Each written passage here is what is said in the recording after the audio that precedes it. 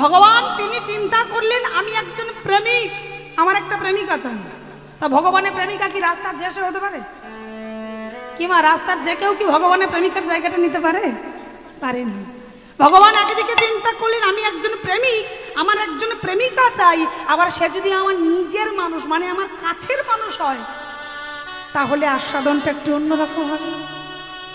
মানে ওই যে কথায় আছে না, এক ঢিলে দুই পাখি মারানোর মতো অবস্থা। একদিকে লীলার রস আস্বাদন, অপরদিকে নিজ রস আস্বাদন। ভগবান চিন্তা করলেন আমি যার সঙ্গে প্রেম করব সে আমার নিজের মানুষ হবে। আবার তাকে যদি আমি অন্যের স্ত্রী করে পাঠাই, মানে অন্যের ঘরের বউ করে পাঠাই, তাহলে প্রেমটা আরো জমে যাবে। আমার কেন বললেন? কারণ এ জগতে নিজের স্ত্রীর সঙ্গে যতই প্রেম করুন, সমাজে কোনো বাধা আছে? আস্তে অমা, এ জগতে নিজের স্ত্রীর সঙ্গে যত প্রেম করুন, সমাজে কোনো বাধা আছে? কেউ বলবে কেন প্রেম করছো? কেউ বলবে না। কিন্তু অন্যের স্ত্রীর সঙ্গে প্রেম করে দেখুন, সমাজ রে রে করে ছুটে আসবে। আইন তার আইনের দোহাই দেবে, ধার্মিক তার ধর্মের দোহাই দেবে, সমাজ তার সমাজের দোহাই দেবে। আর তার মধ্যেও একটা আলাদা সাধন থাকে, যেটার নাম হলো পরকীয়া প্রেম। ভগবান চিন্তা করলেন আমি একজন প্রেমিক, আমার একটা প্রেমিকা চাই। সে যদি আমার নিজের মানুষ হয়, আবার তাকে যদি অন্যের ঘরের স্ত্রী করে পাঠাই, তাহলে প্রেমটা আরো মধুর থেকে সুমধুর হয়ে যাবে। মানে কিরকম জানেন তো? মানে সত্যযুগের এক ভক্ত ছিল। আমার পিছনের কারণটা বলি।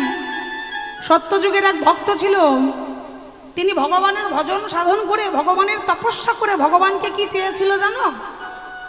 আমা অনেক ভক্তের কথা শুনেছি যারা ভগবানের কাছে স্বর্গরাজ্য চেয়েছে, যারা ভগবানের কাছে অমৃত চেয়েছে। কিন্তু সেই ভক্ত অভিমন্যু নামে এক ভক্ত ভগবানের তপস্যা করে ভগবানকে অন্য কিছু চাইনি, কোনো রাজৈশ্বর্য চাইনি, কোনো বিষয় বৈভব চাইনি, অমৃত চাইনি, সিংহাসন চাইনি, স্বর্গরাজ্যও চাইনি। কি চেয়েছিল জানো? আমা ভগবানকে ডেকে বলেছিল, প্রভু আমি তোমার কাছে অন্য কিচ্ছু চাই না, আমার মনে বড় আশা, তুমি আমার এই আশাটি পূর্ণ করো। ভগবান বলেছিল কি আশা? ভগবান বিষ্ণু এসেছিল তাকে বর দেওয়ার জন্য, বলো তোমার কি চাই? সেই ভক্ত বলেছিল, প্রভু আমার অন্য কিচ্ছু চাই না, আমার মনে একটি আশা, সেটি হলো তব ঘরণী যেন মোর ঘরণী হয়। আমার মানেটা বুঝতে পেরেছেন তো? মানে তোমার বউ যেন আমার বউ হয়। আমার বাপের জন্মে শুনেছেন, ভগবানকে ডেকে ভগবানের কাছ থেকে বউ চেয়ে নিচ্ছে। ভগবান মৃদু হেসে বললেন, হ্যাঁ রে খেপেছিস, সিংহের দুধ কখনো মাটির পাত্রে রাখা যায়? তুই আমায় অন্য বর চা। কিন্তু সেই ভক্তের একটাই জেদ, আমি এই বর ছাড়া আর অন্য কিছুই নেব না। একবার দুইবার প্রত্যাখ্যান করে ভগবান ফিরে গেল, কিন্তু তৃতীয়বারের মাথায় তিনি আর ফেরাতে পারলেন না। কারণ তিনি যে ভক্ত বাৎসল্যকারী, হরি কায় মনোবাক্যে কোনো ভক্ত যদি তার কাছে কিছু চাই, আমার ভগবান কখনো তাকে নৈরাশ করে না। পারলে নিজেকে ভক্তের কাছে সঁপে দেবে, বউ তো কোন কথা। তাই তৃতীয়বারের মাথায় তিনি আর থাকতে পারলেন না। আমার ভগবান তৃতীয়বারের মাথায় ভক্তকে কথা দিয়ে দিলেন,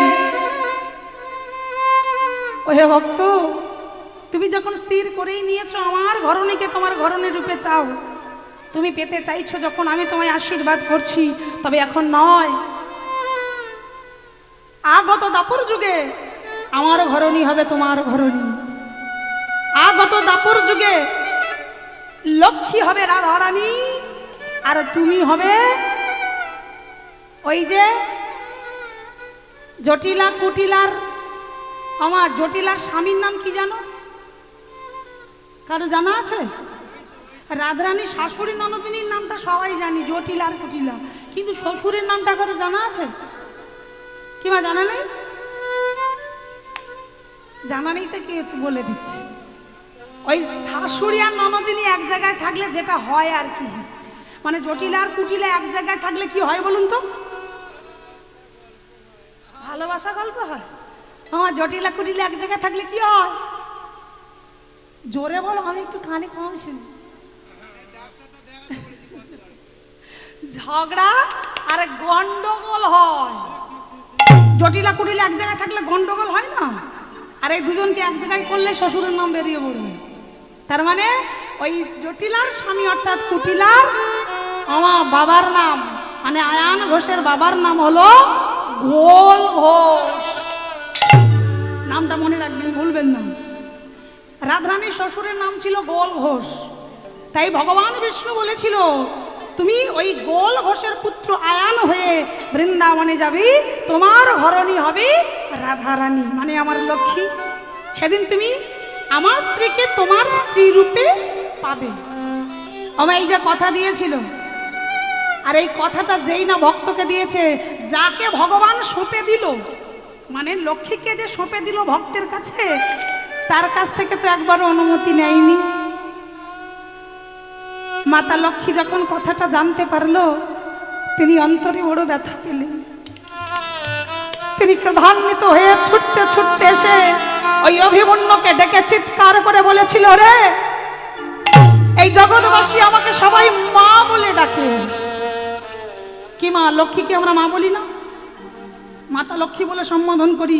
এই জগতের জীব সবাই আমায় মা বলে ডাকে, তাই সবাই আমার কাছে সন্তান তুল্য। আর তুই সন্তান হই মাকে নিজে স্ত্রী রূপে চাইলি? যে কামনা বাসনার বশীভূত হয়ে তুই আমাকে তোর স্ত্রী রূপে চাইলি, তুইও শুনে রাখ, আমিও লক্ষ্মী হয়ে তোকে অভিশাপ দিচ্ছি। যে জন্মে তুই আমাকে স্ত্রী রূপে পাবি, যে কামনা বাসনার বশীভূত হয়ে তুই আমার স্ত্রী রূপে চাইলি, যে জন্মে তুই আমার স্বামী হবি, আমি তোর স্ত্রী হবে, সেই জন্মে আমি তোকে অভিশাপ দিচ্ছি, সেই জন্মে তুই হবি নপুংসক। বলো না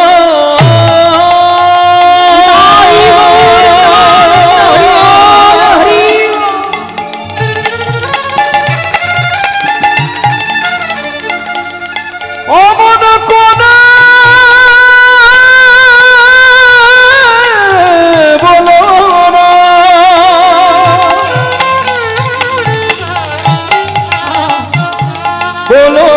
না,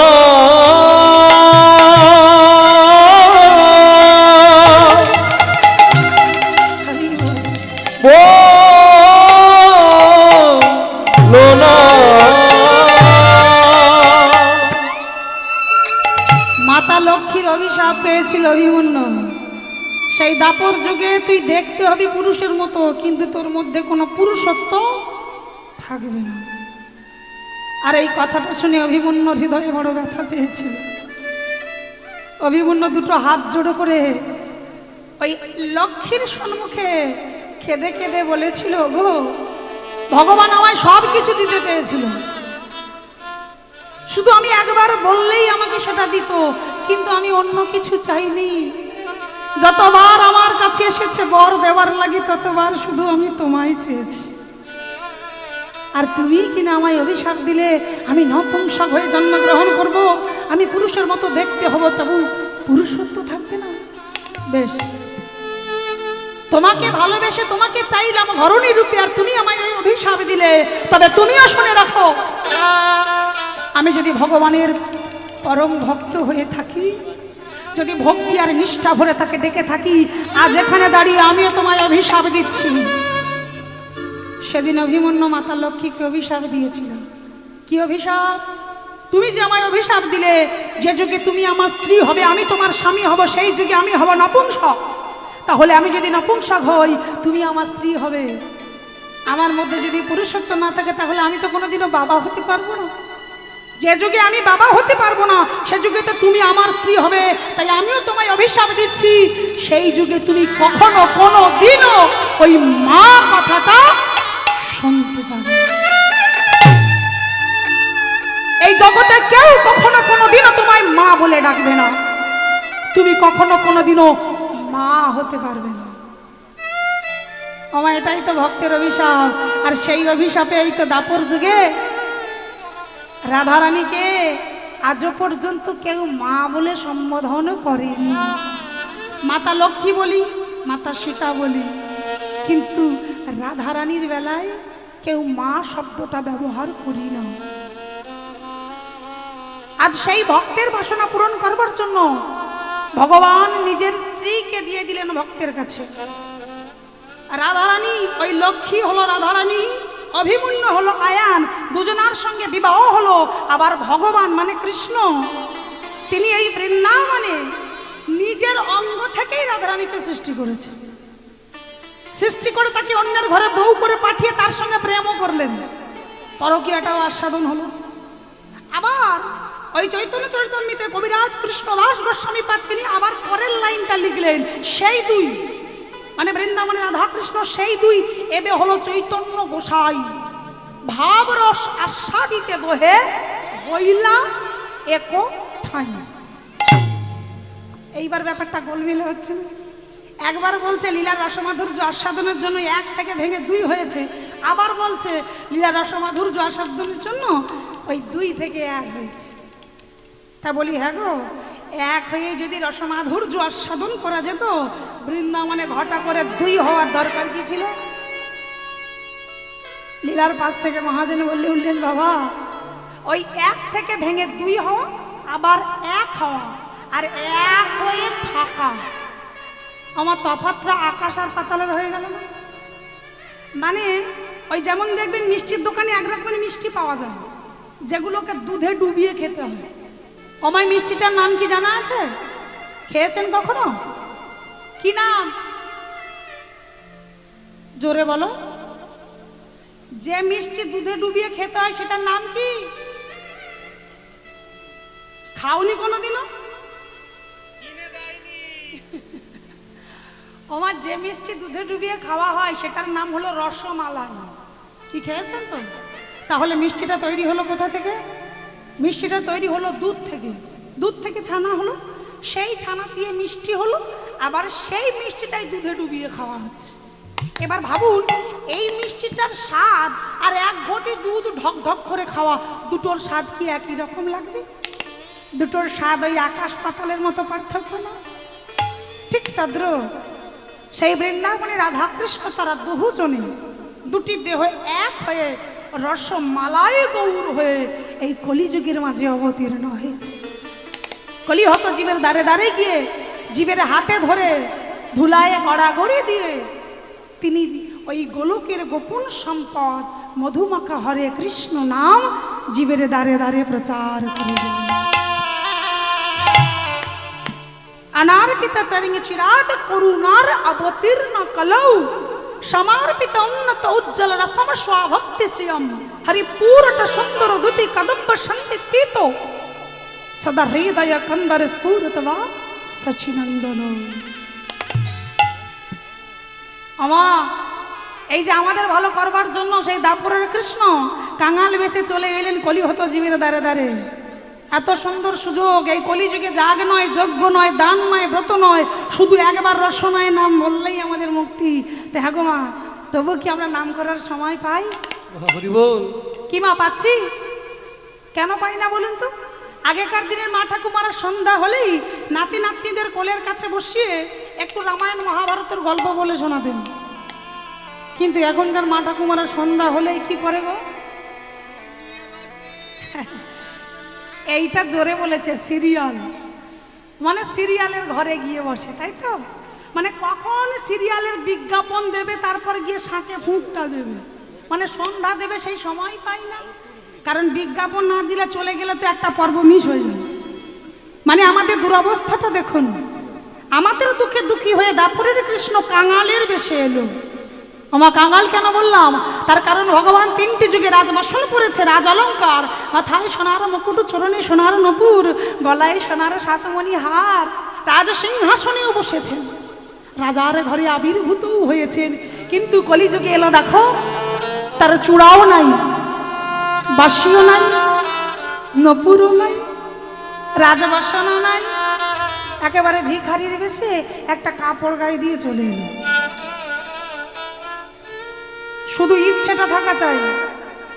ওই যে বলে না, কারণ মনে যদি ইচ্ছে থাকে আমি অন্যের উপকার করব, দেখবেন তার জন্য তাকে সুন্দর পোশাক করতে লাগে না, ছেঁড়া গামছা পরে গিয়েও লোকের ভালো করা যায়, খালি মনের ইচ্ছেটা থাকা দরকার।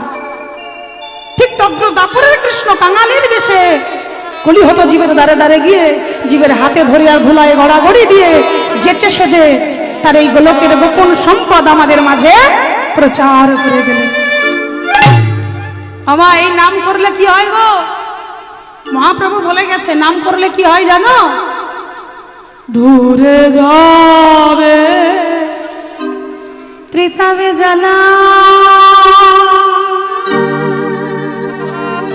তোরে রাজপে যা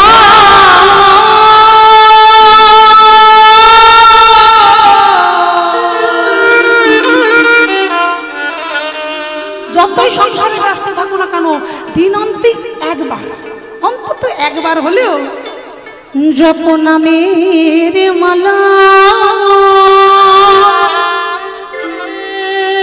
আমা আজ যখন সবাই একত্রিত হয়েছে একটু নাম করা যাবে তো? কি মা যাবে তো নাকি? জানি রাত হয়েছে একটু ঘুম পাবে, তবু আমার ভগবানের জন্য, কারণ এই নাম করলে ত্রিতাপ জ্বালা হতে মুক্তি পাওয়া যায়। দূরে যাবে ত্রিতাপ জ্বালা,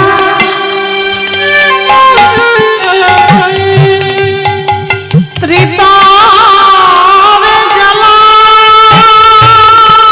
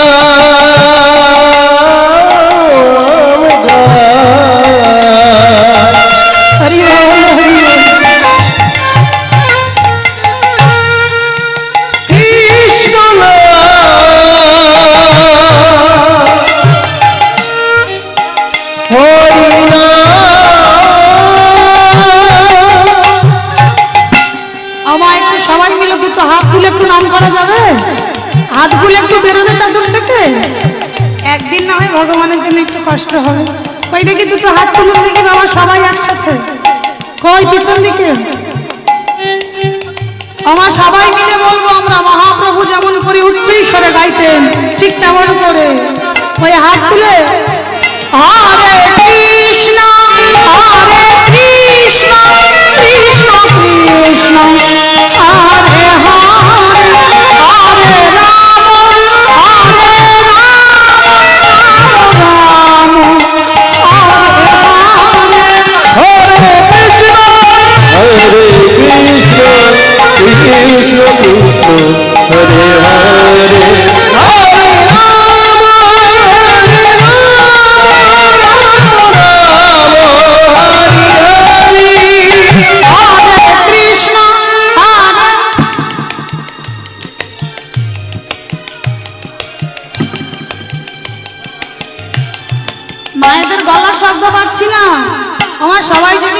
ঝড়ের মতো গর্জন ছাড়বে। একটু উচ্চ স্বরে চিৎকার করে সবাই মিলে হরে কৃষ্ণ হরে কৃষ্ণ। বাহ। হরে রাম হরে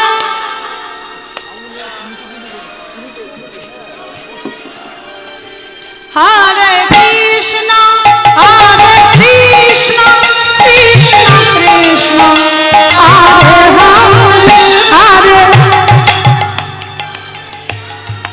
বাহ, হরি বল হরি বল। আমার মহাপ্রভু বলে গেছেন এই নাম নিজেকে বলতে হবে আর অপরকে বলাতে হবে, কারণ এই নাম যে করবে তার মঙ্গল, যে শুনবে তারও মঙ্গল। শুধু তাই না, এখানে কিন্তু ক্যামেরা লাগানো আছে। ওমা এই ক্যামেরা না, ওই যে সবার উপরে একজন আছে, এটা মানেন তো? সবার চোখে ফাঁকি দেওয়া যায়, তার চোখে কিন্তু ফাঁকি দেওয়া যায় না। কারণ ভগবান স্মৃতির মধ্যে নাই, বেদের মাঝে নাই, পুরাণেরও মাঝে নাই। যেখানে তার গুণানো সংকীর্তন হয় ভগবান সেখানেই বিরাজমান। একটু জোর করে উচ্চ স্বরে হরে কৃষ্ণ হরে কৃষ্ণ কৃষ্ণ কৃষ্ণ হরে হরে হরে রাম হরে হরে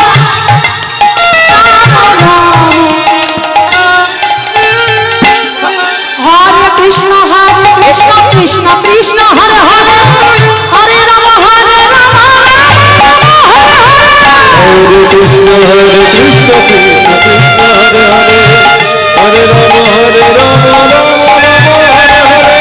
হরে কৃষ্ণ কৃষ্ণ কৃষ্ণ হরে হরে হরে রাম হরে রাম রাম রাম হরে হরে। কৃষ্ণ কৃষ্ণ কৃষ্ণ হরে হরে হরে রাম রাম রাম হরে হরে কৃষ্ণ কৃষ্ণ কৃষ্ণ কৃষ্ণ হরে রাম হরে রাম হরে রাম রাম রাম হরে হরে। হরে কৃষ্ণ তাই কৃষ্ণ হরি বল হরি